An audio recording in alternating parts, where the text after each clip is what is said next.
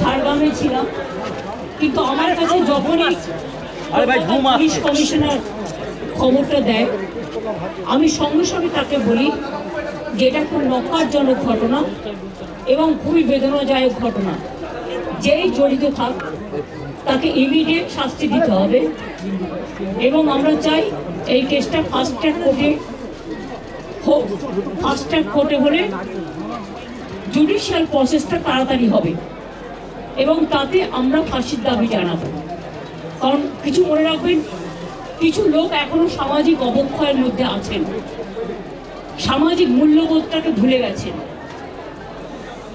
মেয়েদের গায়ে হাত দেওয়া যে কত বড় অপরাধ এবং তার সাথে যে অত্যাচার করেছে বা তাকে যেভাবে খুন করেছে, আমি আশ্চর্য হয়ে যাচ্ছি। ওখানে নার্সরা ছিলেন, ওখানে ওদের সিকিউরিটি ছিলেন, সবাই ছিল, কিন্তু কি করে ঘটনা ঘটলো এটা এখনো আমি ঠিক বুঝতে পারছি না। পুলিশকে আমি বলেছি,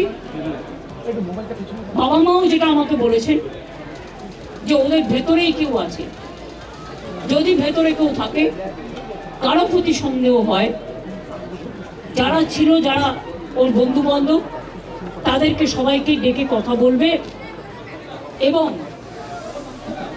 যিনি ফোন করেছিলেন প্রথম বাড়িতে তাকেও ডেকে কথা বলবে। আজকে প্রিন্সিপাল নিজে রেজিগনেশন করে দিয়েছিলেন, বলছিলেন যে আমার বাড়িতেও তো বাচ্চারা আছে, যেভাবে আমাকে গালিগালাজ করা হচ্ছে। তা আমরা তাকে বুঝিয়ে বলেছি ঠিক আছে আপনাকে ওখানে কাজ করতে হবে না, আমরা ওনাকে সরিয়েছি অন্য জায়গায়। আমরা ওখানে MSVP-কেও সরিয়ে দিয়েছি ডিউ টু নেগলিজেন্স। আমরা হাসপাতাল থেকে হেড অফ দ্য ডিপার্টমেন্ট, যে চেস ডিপার্টমেন্ট, তাকেও সরিয়ে দিয়েছি এবং পুলিশ পোস্টে যে ACP ছিলেন তাকেও সরিয়ে দিয়েছি।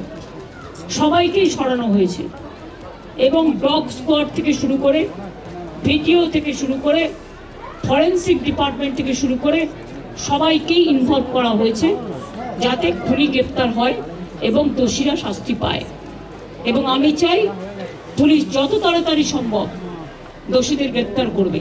ইনভেস্টিগেশন প্রসেসের মধ্যে যারা যারা ওই ভিওর কাছাকাছি ছিলেন, কোনো ধরনের কোনো কানেকশন আছে, ইনভলভমেন্ট আছে, প্রত্যেকটা লোককেই ডাকা হচ্ছে এবং ডাকা হবে যদি কারো না ডাকা হয়ে থাকে।